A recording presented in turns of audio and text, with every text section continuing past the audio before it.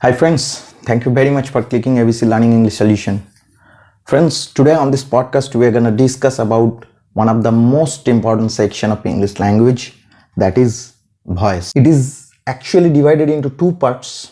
One is called active voice and the other one is passive voice. My dear friends, first of all, I would like to explain you by using one example. Here I have written one example. Ram plays football. And in this sentence I have written football is played by Ram. Actually, my dear friends, both of these sentences carry the same meaning. There is no such difference in meaning. Even though these are different, these two sentences are different. You can see the structure of the sentence is different. Actually, this is the main difference between active and passive. Here in this sentence, you can see, my dear friends, the subject is Ram. This is the subject, this is the verb, and this is the object. In this sentence, you can see the verb is play and it is done by the subject or the doer of this sentence. That means this activity is done by the doer, or the subject here is the doer of the action. That means the subject is the doer of the action. Here in this sentence you can see football. This term is used as the subject in the sentence, but it is not the doer of the activity. It is not the doer of the action. Action here is playing and it is done by this one. It is done by Ram. Ram is called, here this subject is called agent. And this term is used as the object in this sentence. It is not the subject. Subject is football. So this is the difference. Here in this sentence, directly we are saying the subject is doing this activity, and here indirectly we are saying the subject is doing this activity, or the agent is doing this activity. Here in this sentence, the subject is important. Here in this sentence, the object is important. In this way, you can define these two terms. Actually, my dear friends, when the subject is the doer of the action, the verb is said to be in the active voice. Here you can see this is the subject and the subject is the doer of this action. That's why we are saying this sentence or this verb is in active voice.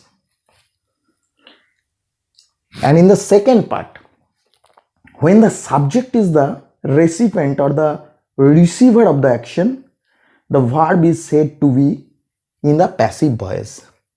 Here Ram is the receiver of the action, or you can say the object. So here this subject football is not the doer. This term is not the doer. This term is not doing the action. This subject is not doing the action. This action is done by this agent, or you can say the recipient here, or the object. So this is the definition, you can say.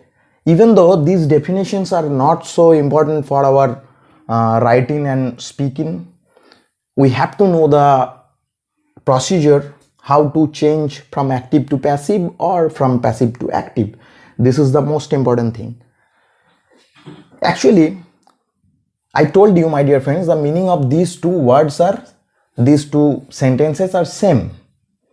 So you may ask, why to use this one? Why to use this one? This is better.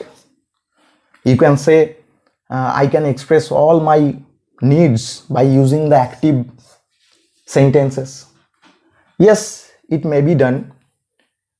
And you can use all the time only the active sentences, but my dear friends, some of the situations are there where we have to use passive sentences, we have to use passive structure. Let's look at the example.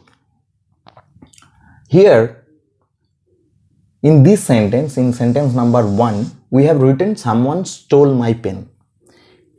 Here one thing you can see, this one subject of this sentence, someone. That means this person is an unknown person. So my dear friends, we cannot identify this person. And in this situation, we can write down my pen. We can write down my pen was stolen. We can write down these sentences. Actually, the subject of this sentence is not clear to us. In this situation, we have to use the passive form of the sentence or passive form of the verbs. Here in example number 2, you can see the person died. I have written here the person died. Here the subject is, or the doer is the person. This is the subject. This is the doer of the sentence. Think about this situation, my dear friends. We cannot die our own. And if we can die our own, that will be called suicide. And that is separate thing. Here we mean to say the normal death of a person. So in this situation, obviously we have to write down the person was died, because this activity is not done by this person. Not done by this person. So in this situation, obviously we have to use the passive form, and this passive form is used widely in spoken English and even in written English. So friends, I have written here 5 common rules for changing active sentence to passive sentence, and all these 5 rules are used from active to passive and also from passive to active. These are the basic rules. Always we have to follow these rules. First of all, in active sentence, the subject becomes the object. Suppose I am writing down one sentence, same sentence, Ram plays football. This is the active sentence. It is active because this is the doer, this is the subject of the sentence. The subject is the doer of this activity. That's why it is active. Now, in passive form, the subject changes into object. So here, my dear friends, we know in a sentence, at first we use subject, then verb, then object. This is the basic structure of English sentences.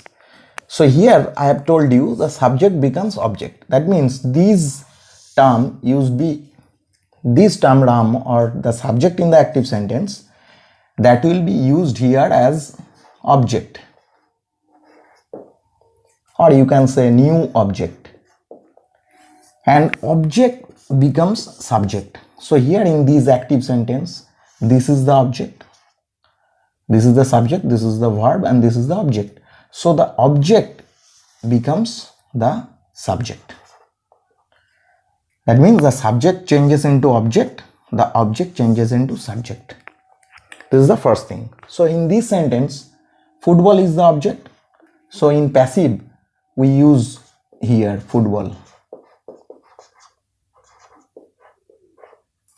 First of all, we have to use football. Football is the new subject in this sentence. New subject.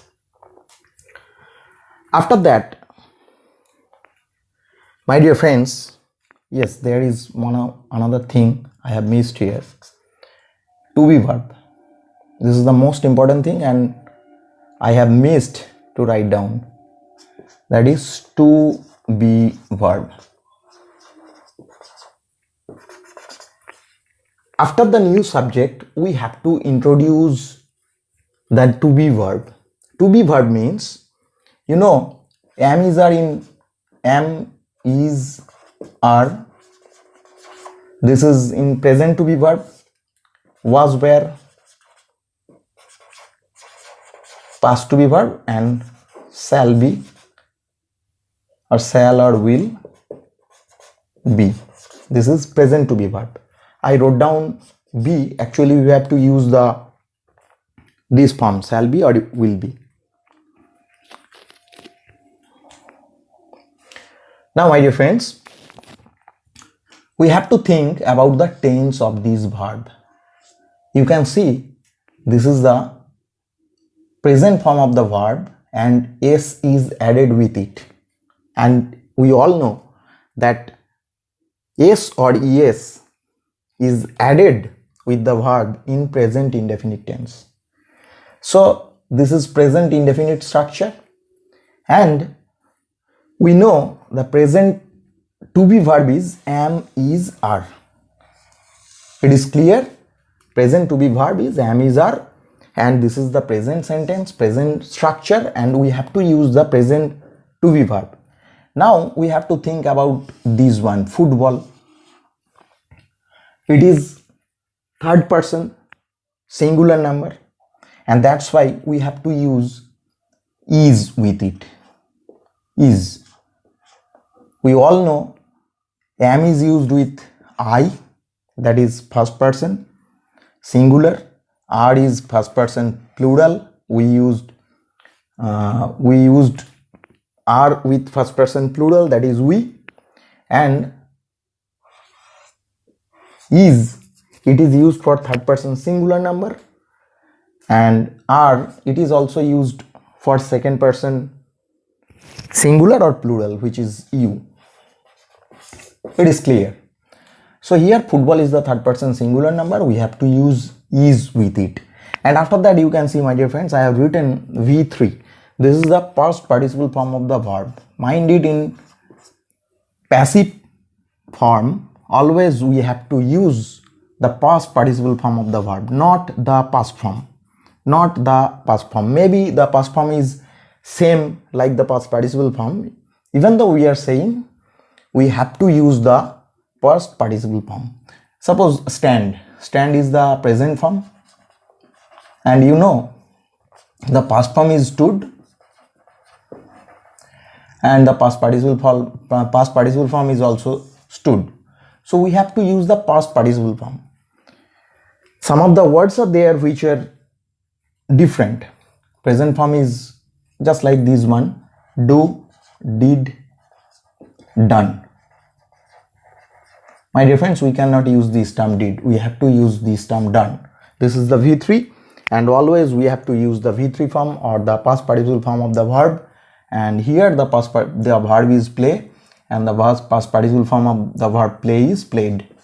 So we have to write down played. So football is played. After that you can see, my dear friends, we have written by. This verb is always followed by.